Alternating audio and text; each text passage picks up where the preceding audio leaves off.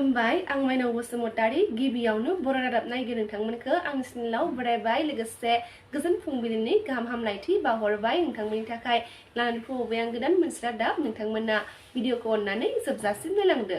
दिनैनि गिबि खौराङाव दङ कार्बि आंलंआव दुंहाव थासारि सोमजिगासिनो दङ। कार्बि आंलंनि भिजिआर आरो पिजिआर हायाव थानाय थागिबि सुबुं नङै एबा ट्राइबेल नङै सुबुंखौ होखारनांगौनि दाबिखौ लानानै दुंहाव थासारि सोमजिनायखौ नुनो मोननाय जादों। जेराव कार्बि आंलंआव इन्टारनेटखौ बन्द खालामनानै होनाय जाबाय होनना खौरां मोननाय जादों। थासारिया गाज्रि जानायनि जाउनाव कार्बि आंलंनि इन्टारनेट सिबिथायखौ बन्द खालामबाय होनना मिथिनो मोनदों। कक्राझार सोहोरनि खोला फारसे साखाथियाव थानाय मकरापारा इन्द्र कल'नियाव थानाय मस्जिदनि सोरगिदिं वालनि खामानिखौ जागायदों। वालनि खामानिखौ बेखेवनानै होदों कक्राझार सानजा जनजाति बिधानसभा बियाबनि एमएलए लरेन्स इस्लारि बिथाङा। मैया कक्राझाराव रेलवे स्टेशननि साखाथियाव थानाय न'फोरखौ कक्राझार जिल्ला खुंथाय आरो पुलिस बिफाना इभिकसन खालामनायखौ नुनो मोननाय जादों। मख'नो गोनांदि कक्राझार सोहोरनि शान्तिनगराव बांलादेश सोरखारनि हेंथायै गोख्रों खुद्रिसारनाय दिन्थिफुंदों। गाहाय मन्थ्रि महम्मद इउनुसनि मुसुखा सावना गोख्रों खुद्रिसारनाय हाबाफारि दिन्थिफुंदों अल बिटिसि बेंगलि इयुथ छात्र फेडारेसनआ।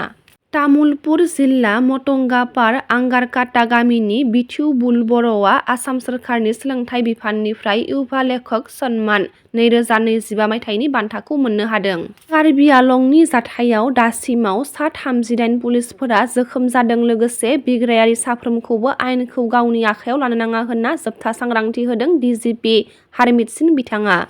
কালিৰ পৰা আপুনি চাই আছে আমি ৰাইজৰ লগত কথা পাতি বুঝাই মেলি মই নিজে অকেলে গৈছিলোঁ ক্ৰাউডত আপুনি দেখিছে কোনো মোৰ লগত নাই না পিএছঅ নাই মই কথা পাতিছোঁ কালি ঠিক কৰিছে কালি ঠিক হৈছে স্থিতিটো আজি আকৌ আমি স্থিতি ঠিক কৰিছোঁ তেওঁবিলাকে আকৌ এতিয়া পুলিচৰ ওপৰত দুটা ফালৰ পৰা আপুনি দেখিছে আক্ৰমণ কৰিছে about 38 পুলিচমেন ইনজাৰ হৈছে মোৰ আইপিএছ অফিচাৰে ইনজাৰ হৈছে মোৰে ইয়াত লাগিছে কান্ধাত মই আপোনাৰ মাধ্যমৰ পৰা সিম্পল কথা সবক জনাব বিচাৰোঁ যে আমি ৰাইজৰ লগত আছোঁ আমি ৰাইজৰ লগত মিলি পেলাই শান্তি বিচাৰোঁ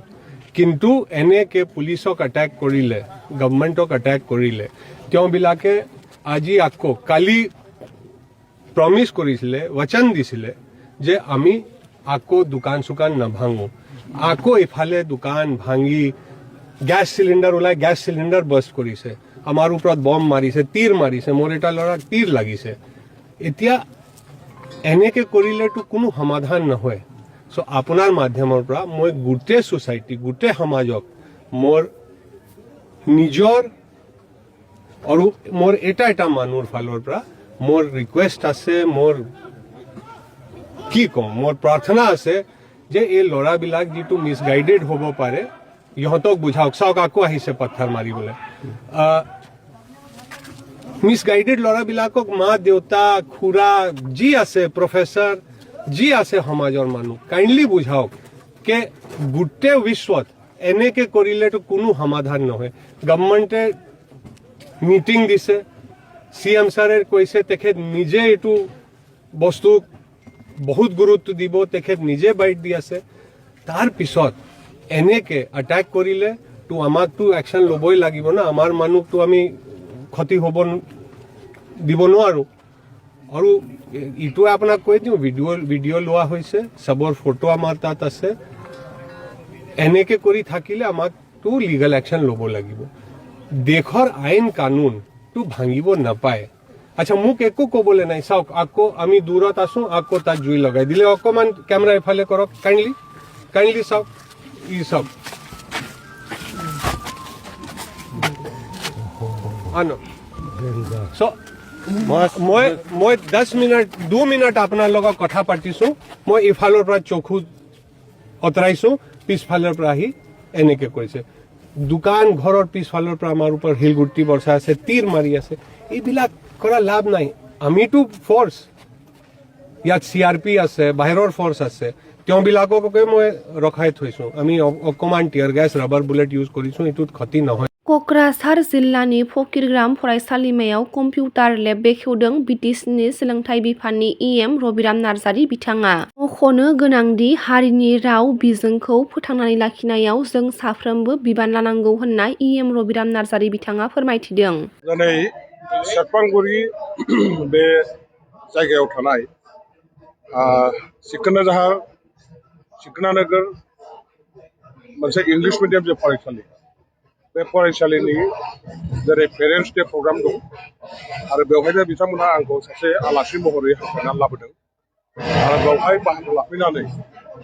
आङो फरायसाफोरजों लोगोसे बिसोरनि गासैबो बिमा बिफा गार्जेनफोर फोरोंगिरिफोर गासैबो ओनसोलनि गार्जेनफोरखौ लोगो मोननानै जोबोरैनो गोजोननाय मोनदों आरो सिखोनाझार बे फरायसालिया इंलिश मिडियाम फरायसालिबाबो बिथांमोनहा जोंनि बर'फोरनि बिमानि राव बे रावखौ जेरैहाय साबजेक्ट लेंगुवेज हिसाबै जे बावहाय फोरोंनानै मेट्रिक आनजाद होनायनि थाखाय मोनसे आयदा हिसाबै थिसननानै लादों बे थारैनो मोनसे मोजां बिथांमोननि इनिसियेटिभ आरो आं सानो बिथांमोननि फरायसालियाव जेरैहाय इंलिश मिडियाम फरायसालिब्लाबो बर' बा असमिया रावखौ कम्पालसारि लेंगुवेज साबजेक्ट हिसाबै मेट्रिक आनजादाव लिरनायनि थाखाय बेखौ आयदा हिसाबै थिसनदों बेबायदिखौ गुबुन गुबुन फरायसालिफ्रावबो इंलिश मिडियाम प्राइभेट इनस्टिटिउसनफ्रावबो थिसननांगौ आरो गावबागाव हारिनि गावबागाव बिमानि रावखौ फोथांनायाव बे फरायसालिनि फरायसाफ्राबो फोरोंगिरिफ्राबो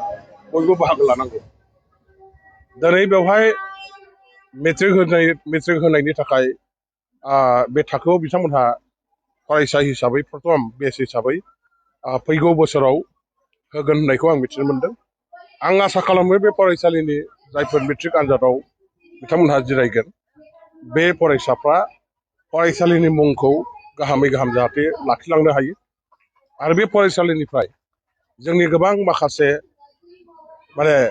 हारिनि साफा साफा सम्पद हिसाबै फरायसाफ्रा जोनोम जानो हायो। फरायसालिया जाहाथे मोजां मोजां फरायसाफोर मोजां सुबुं जाहाथे जोनोम होनो हायो बेखिनिखौ आं आसा खालामो। बेवहाय फरायनाय फरायसाफ्रा गुबुन फरायसाफोरनिख्रुइबो खम नङा बा गुबुन गुबुन फरायसालिफोरनिख्रुइबो साबसिन मोनसे फरायसालि महरै बिथांमोनहा जाहाथे फरायसालिखौ मुं लाखिनो हायो बेनि थाखाय